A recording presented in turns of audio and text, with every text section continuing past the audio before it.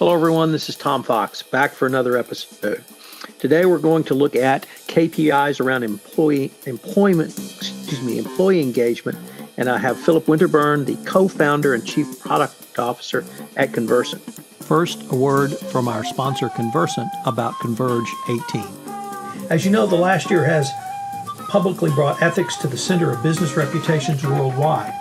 With the acceleration of the speak-up culture and organizational accountability that social media is enabling and amplifying, companies need to incorporate integrity into every level of their organization. CONVERGE18 is helping organizations to do just that by addressing ethical transformations head-on. This event will be held in Denver, Colorado from October 8th through 10th. At it, you will be able to network with 300 of your peers, including C-suite executives, legal professionals, HR leaders, and ethics and compliance visionaries. Gain insights from 35 speakers, including such prominent speakers as Wei Chen, Steph Vogel, the NBA's Deputy Chief Compliance Officer, and Carol Switzer, President of OSEG. You will bring home actionable takeaways to your compliance program from a variety of sessions, including 2 keynotes, 5 general sessions, 12 based roundtables, and 18 interactive breakout sessions for you. You can get more information on CONVERGE18 at Convercent's website, convercent.com. Listeners to this podcast will receive a 50% discount to the event.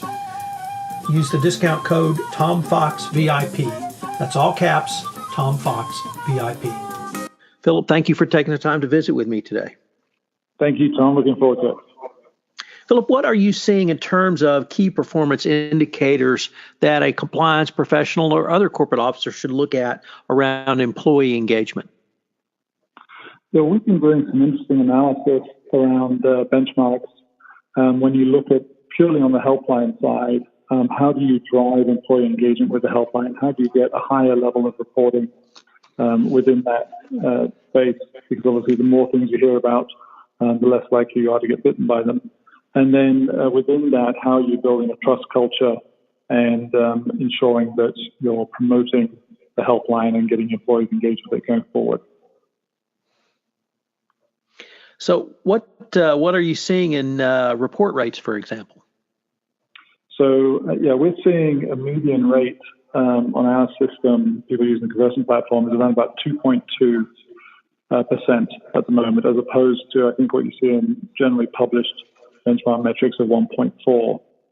And that's about a 57% increase in reports coming in, which we think is absolutely fascinating. Obviously, it's highly important to get as much information coming into the organization as possible.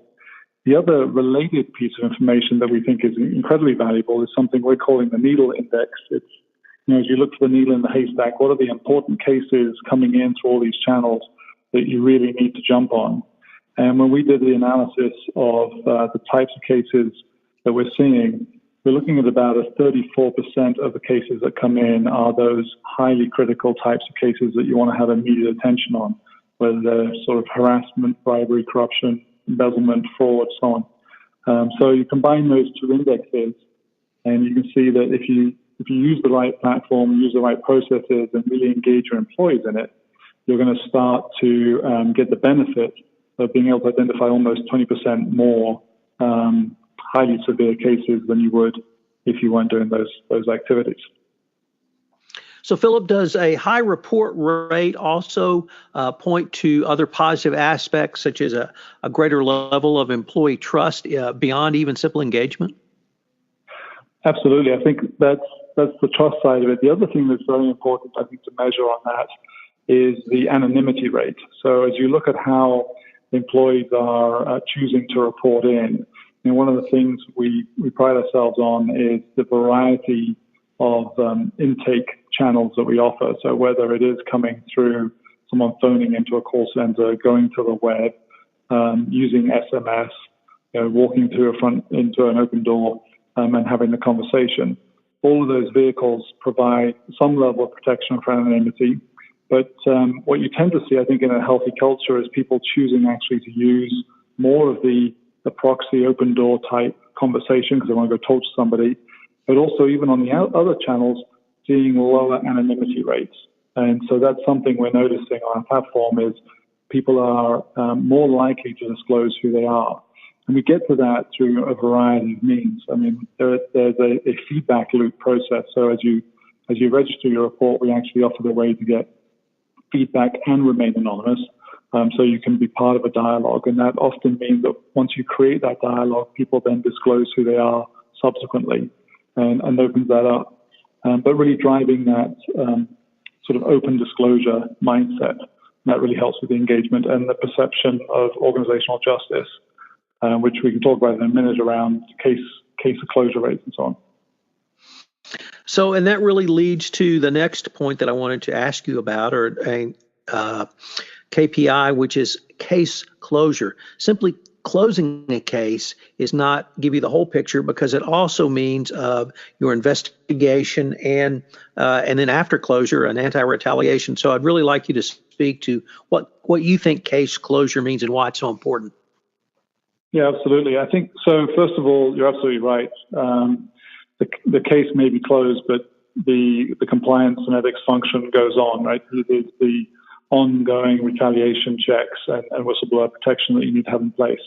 But when you look at just the speed and time it takes to get a case investigated and closed out is absolutely fundamentally important, because if cases drag on, the reporters and the rest of the organization that hear about these things start to lose faith in the process.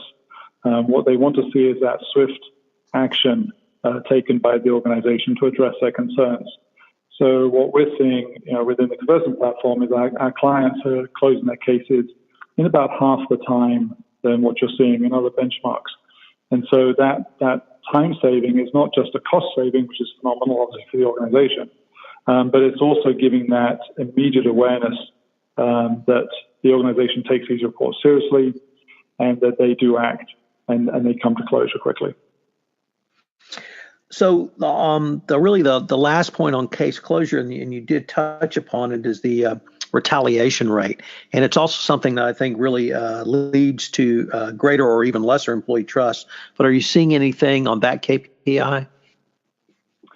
Yes, there's several. It's interesting, and retaliation is such a difficult thing. I mean, there's the overt retaliation, which you hear about, but what's I think far more nefarious is when you see there's this sort of subversive retaliation.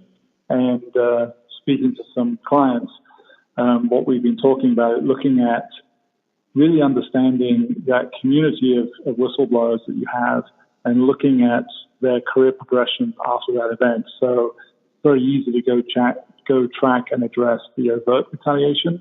But an example would be look at salary progression as an average for your whistleblowers as compared to their peers over the course of the ensuing months and years that come after that. And the organizations we've spoken to that have done that have been horrified by the results, because they find that there is this subtle retaliation that may not even be conscious. It may just be a subconscious effect, but there is retaliation going on in these organizations that up to that point had thought they were clean.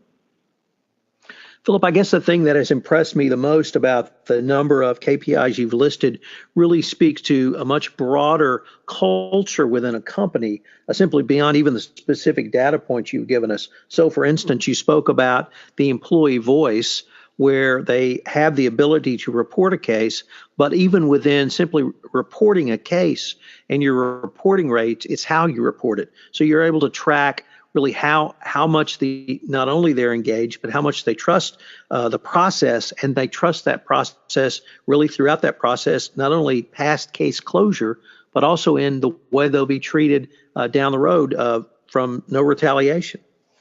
Absolutely right, Tom. And culture is such a huge part of this.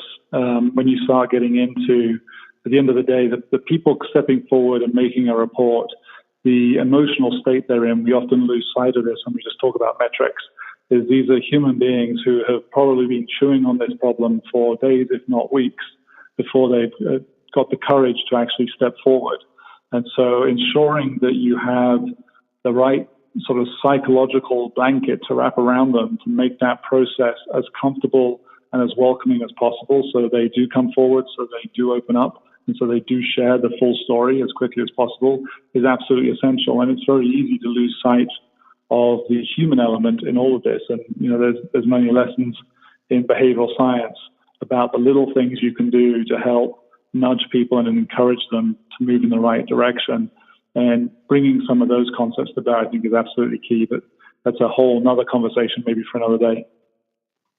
Well, Philip, unfortunately, we're near the end of our time, but I wanted to thank you. I've been visiting with Philip Winterburn, the co-founder and chief product officer at Convercent. We've been talking about some of the specific KPIs you can use to measure, benchmark, and test, frankly, your employee engagement. Philip, I wanted to thank you again. Tom, thank you very much. Really enjoyed it.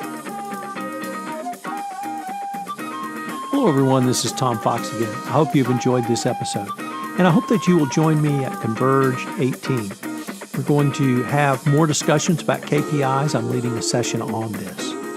Once again, you can get up to 50% discount to CONVERGE18 by using the code TOMFOXVIP. That's TOMFOXVIP. Thanks again for listening, and I hope you'll join me again.